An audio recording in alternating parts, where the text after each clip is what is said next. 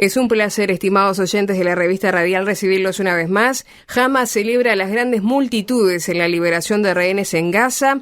Vamos a hablar de qué está pasando en República Democrática del Congo y además de las aplicaciones invasivas en el celular, qué datos recopilan y qué hacen con ellos. Saludo a quienes me acompañan en el día de hoy. Pastor Alberto Díaz, ¿cómo le va? Bueno, una bendición estar con ustedes. Bueno, un gusto tenerte, Alberto. Saludamos a Ian Eises. Ian, ¿cómo estás? Bienvenido. Yo intrigado por el tema de Daniel. Las aplicaciones. Sobre las aplicaciones, porque a veces hablo de algo y busco algo en el celular y me ofrece de primera. Aparece. Es como si me hubiera escuchado. Bueno, capaz que Daniel nos puede explicar cómo es todo esto. Seguramente, bastante sospechoso. Así que Daniel Olivera, que está en contacto con nosotros desde Buenos Aires, lo recibimos. ¿Cómo estás, Daniel? Bienvenido. Contento una vez más estar con ustedes y bueno, vamos a hablar de estas cuestiones a ver si le podemos resolver el problema, Ian. Bueno, saludamos allí en los controles a Rodrigo Rincón y también en la edición, en las redes sociales Robert Brasil y quien les habla, Victoria Pereira. Vamos a hablar primero de lo que está ocurriendo allí en Gaza por estas horas, donde Hamas ha celebrado las grandes multitudes en la liberación de rehenes en Gaza, información que tomamos de Infobae. El grupo islamista Hamas celebró las grandes multitudes de gazatíes que acudieron a las operaciones de liberación de los 3 rehenes israelíes y 5 tailandeses ayer, que son un mensaje de determinación, fuerza y desafío del pueblo palestino. En un comunicado, Hamas afirma que el pueblo palestino permanecerá en su tierra y está decidido a liberar, regresar y determinar su destino.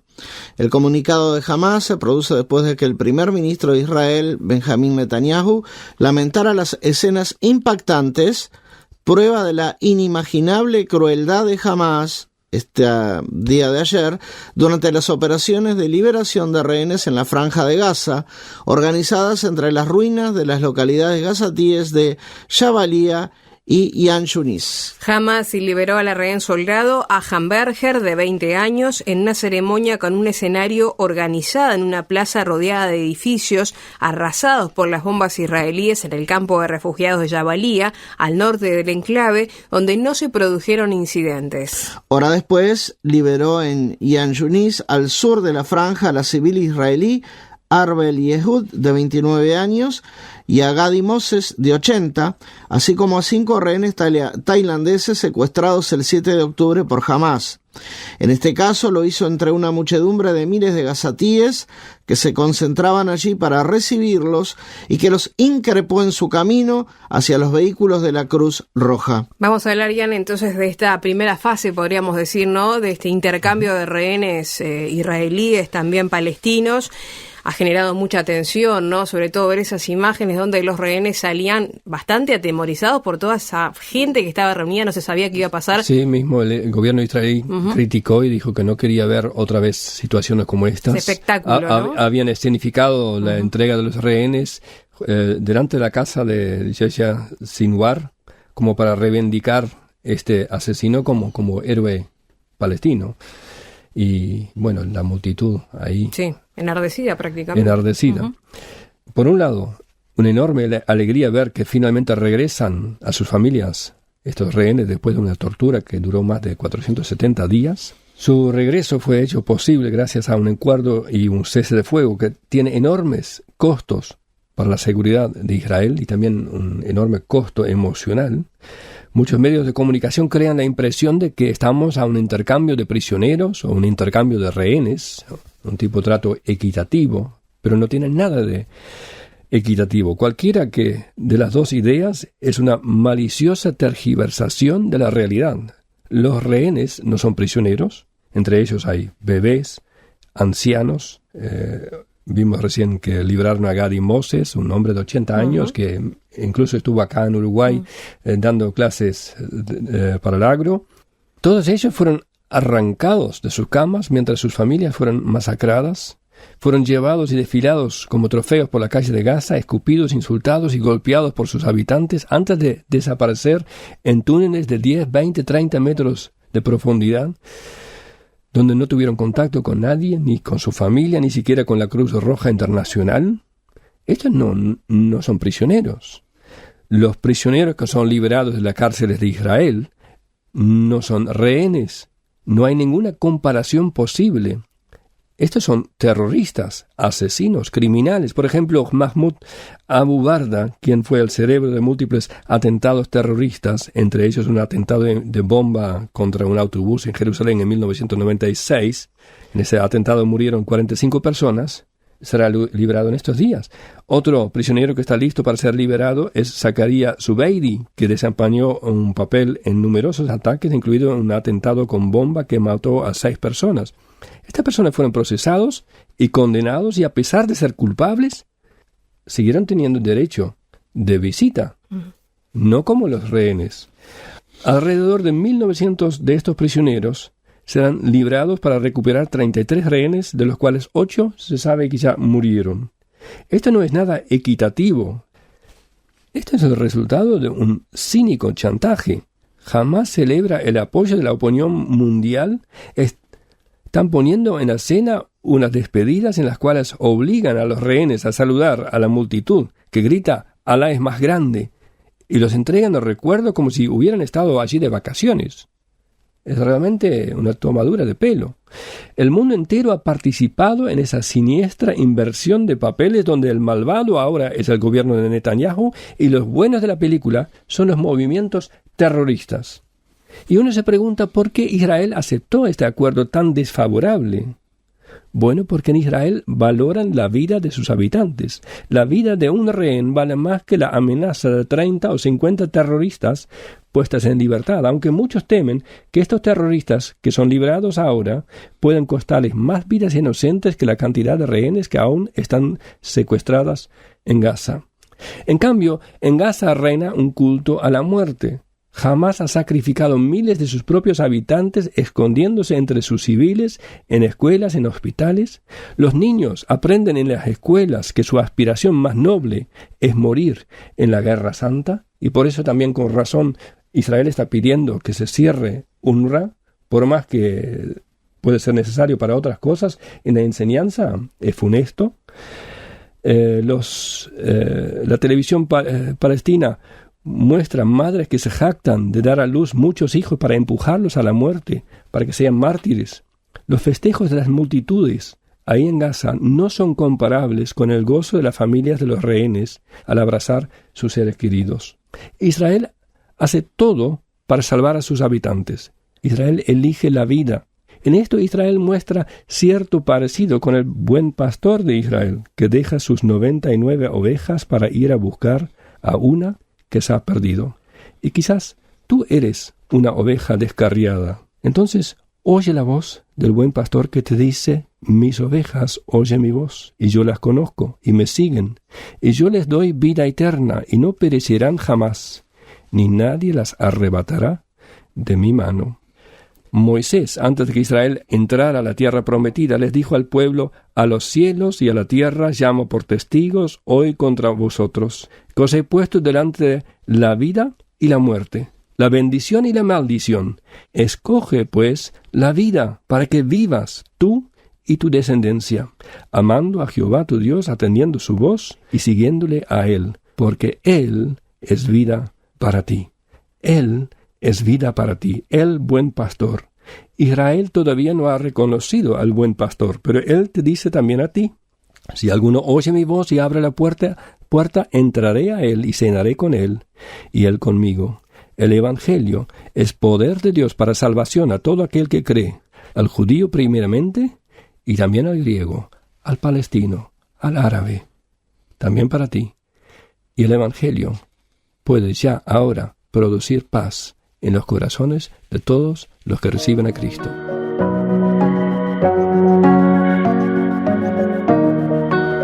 Continuamos en la revista radial. Vamos a hablar de lo que está ocurriendo en República Democrática del Congo. Allí las claves del conflicto vamos a repasar en los próximos minutos, de acuerdo al siguiente artículo de Infobae, que señala que desde hace varios días la República Democrática del Congo es nuevamente escenario de violencia a manos del grupo Movimiento 23 de Marzo, reimpulsando un conflicto que estuvo inactivo por años. Y vamos a hablar de justamente las causas de este conflicto. La importancia del acceso a metales y minerales siempre ha sido un catalizador para los conflictos en la región. Entre 1996 y el 2003, la región fue el centro de un extenso conflicto conocido como la Guerra Mundial de África. en el que los grupos armados luchaban por el control del cobre, el cobalto, el litio y el oro. El saldo de víctimas mortales de aquel cruento capítulo fue de al menos 6 millones de personas. Sin embargo, el origen del conflicto con el grupo rebelde Movimiento 23 de Marzo se remonta a las secuelas del genocidio en Ruanda en 1994, en el que las milicias Hutus mataron a entre 500.000 y 1 millón de personas de etnia Tutsi, así como a Hutus moderados e indígenas Tua.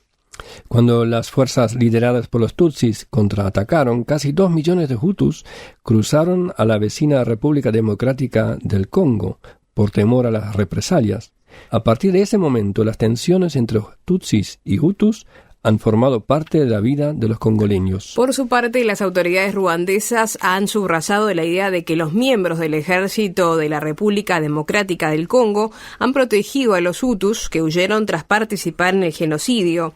En ese sentido, han argumentado que una milicia formada por una pequeña fracción de los Hutus es una amenaza para la población Tutsi en Ruanda. Desde entonces, el conflicto había permanecido inactivo por una década hasta su más reciente episodio que inició en el 2022, cuando el grupo lanzó su rebelión actual y que ha escalado en los últimos días. Alberto, estamos un poquito explicando y resumiendo lo que está ocurriendo en el Congo, conflicto que viene desde hace mucho, pero se reactivó aparentemente en los últimos días. A los uruguayos nos toca bastante de cerca porque hay misiones de paz en ese lugar. Lamentablemente, lamentar la vida de un soldado uruguayo que falleció hace algunos días. Hay otro que está herido de gravedad. Hay otros que están con lesiones menores, misiones que en realidad son de paz, no de combatir, ¿no? Y hay algunas cuestiones sobre si retirar o no a esos soldados. No son solo uruguayos, hay de otros países también, pero bueno, es lo que ocurre allí en el Congo por estas horas. En esta información que ustedes acaban de presentar, muy compactada, por cierto, tenemos que desarmar este puzzle de información para que los oyentes puedan entender un poquito acerca de este conflicto. Hay un cantante que se llama Ian Facoli y él escribió una canción que dice: y ya nada me asombra. Salomón, que fue el hombre más sabio en la tierra, dijo que no hay nada nuevo bajo el sol. Y nosotros, sin ser profesores de historia, pero yo me acuerdo que tenía un muy buen profesor de historia que él me enseñaba que cuando uno va a estudiar un conflicto, una guerra, siempre hay dos causas: las casuales y las causales.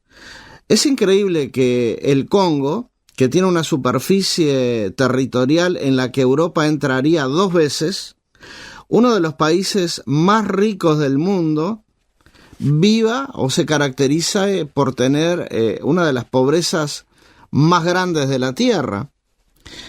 Alguien dijo que un congoleño tiene que vivir más o menos con un presupuesto de $1. ¿Se imaginan? Bueno, ¿cuáles serían las causas casuales de este conflicto? Miren lo interesante. Una guerra que no se originó en el Congo, sino en el país vecino de Ruanda, una guerra entre 2 etnias. Los Tutsi, por un lado, como ustedes bien mencionaron, y los Hutus. Y hubo una gran masacre, entre 500.000 y 1 millón de personas, 1 millón de almas, murieron. Y cuando los Tutsi se reavivan, se rearman, los Hutus, aproximadamente 2 millones, viajan, se esconden, exilan allí en República Democrática del Congo. Y ahí empieza este conflicto, esta guerra. Pero ¿cuál es en realidad la causa? ¿Y cómo entra Uruguay? ¿Y por qué entra Uruguay en la noticia? Bueno, porque Uruguay tenía una base muy importante en una ciudad que es la ciudad de Goma. Y esa ciudad tiene una característica especial, tiene un aeropuerto, y en ese aeropuerto era donde partía mucha ayuda para el pueblo congoleño y mucha logística salía de ahí. Todo lo que tiene que ver con comunicaciones, medicinas, alimentos, el nudo por el cual salían y entraban era ese aeropuerto. Pero la región de Goma, además, es una región que tiene mucha riqueza. Tiene mucha riqueza de oro, mucha riqueza de litio. Y algo muy importante y que cada uno de nosotros usamos. A veces lo ponemos en el bolsillo, a veces lo tenemos arriba de la mesa. ¿A qué me refiero? Bueno, hay un mineral del cual se extrae un producto que se usa en los celulares que nosotros usamos. Anteriormente a ser descubierto en el Congo, el país que lo tenía era Australia, pero para poder conseguir este mineral en Australia era muy complicado, muy difícil, muy costoso, y en el Congo lo podés conseguir con una pala y un pico. Entonces, todo esto hace que este país tenga un escenario muy difícil. A eso le sumamos corrupción política, y si tú tenés corrupción política, es muy difícil que una empresa se instale para producir, porque tenés, además de la corrupción, el gran problema de muchos grupos armados, muchos grupos de guerrilla. Entonces, vos no vas a invertir una gran cantidad de dinero para producir algo que de repente sabés que dentro de un año vas a tener un conflicto y ya no vas a poder producir. Bueno, todo eso es lo que genera la miseria, todo esto es lo que genera la situación en la cual se encuentra el Congo. Y si me voy más profundo a la historia, y sé que esto puede enojar mucho a los europeos, pero el Congo fue una colonia de Bélgica. Y el rey de Bélgica compró el Congo porque había algo que a él le interesaba, era el caucho. Bueno, miren el desprecio que este hombre tenía por la vida, que según su mente, si los congoleños no producían la cantidad de caucho que él quería, era normal que a los congoleños se le cortaran los dedos de la mano por no producir lo que él pretendía. Bueno, esta locura, esto es el mundo sin Cristo. Esto es lo que pasa cuando un corazón, cuando una vida, cuando una nación está dominada por la codicia.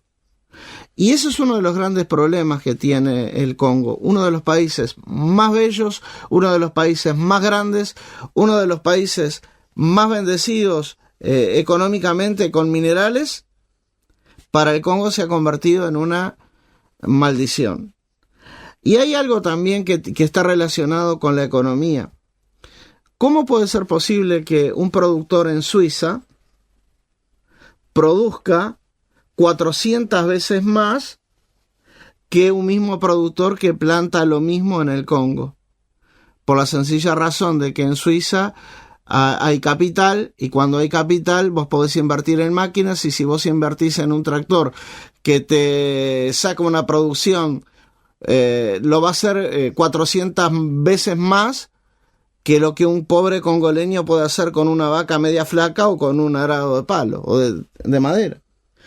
Todo esto es la explicación de por qué el Congo está como está, teniendo los grandes recursos que tiene. Hay algo interesante. Esta es la condición del hombre cuando no busca a Dios. El hombre no quiere a Dios, y como dice muy bien el apóstol Pablo en el libro de Romanos capítulo 1, el hombre no tiene a Dios en su noticia. Romanos capítulo 2 versículo 5 advierte: pero tú, por tu dureza y por tu corazón no arrepentido, atesoras para ti mismo ira para el día de la ira y de la revelación del justo juicio de Dios, el cual pagará cada uno conforme a sus obras. Dice la palabra de Dios que ninguno escapará al juicio de Dios.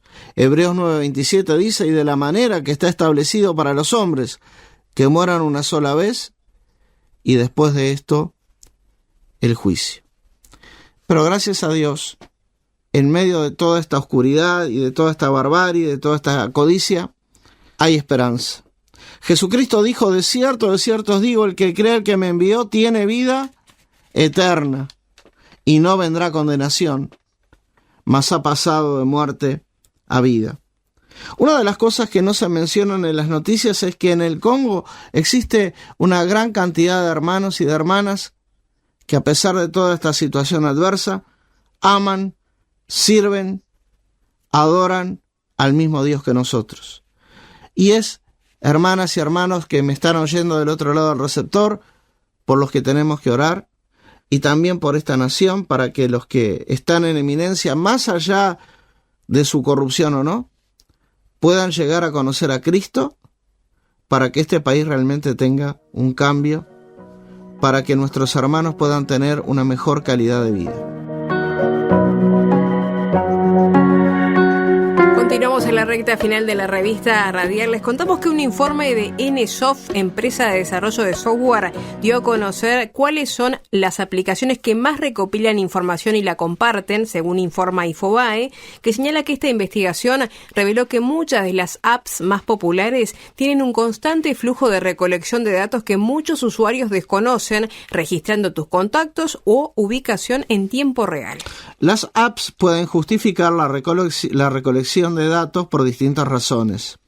Según el informe, las principales razones para recopilar información son evaluar el comportamiento de los usuarios dentro de la aplicación, adaptar las apps según las preferencias del usuario, usar los datos para mejorar el rendimiento y evitar fallos. El problema surge cuando estas aplicaciones toman más información de la necesaria. Y vamos a mencionar algunas de las aplicaciones que cumplen juntamente con este criterio. Por ejemplo, en el primer puesto del ranking están las aplicaciones de Meta, o sea, Facebook, Messenger, Instagram y Threads. Estas plataformas comparten el 68,6% de la información personal de sus usuarios con terceros, especialmente para publicidad segmentada. Esto significa que casi 7 de cada 10 datos que ingresamos en estas aplicaciones pueden ser utilizados por otras empresas. Hay muchas más aplicaciones, Daniel, que trabajan de esta forma, pero bueno, mencionamos algunas, así que hay que tener cuidado con lo que uno descarga allí en el teléfono. Es así, hay que tener cuidado. Y hay que tener cuidado con lo que nosotros permitimos dentro de nuestro teléfono. Ahora, Ian preguntaba cómo puede ser que lo que yo hablo, enseguida levanto el celular, entro a alguna aplicación y me salta la publicidad. Bueno, se llaman términos y condiciones lo que nosotros firmamos y le damos un OK sin leer, lamentablemente sin leer, pero también si no le damos el OK no podríamos utilizar las aplicaciones.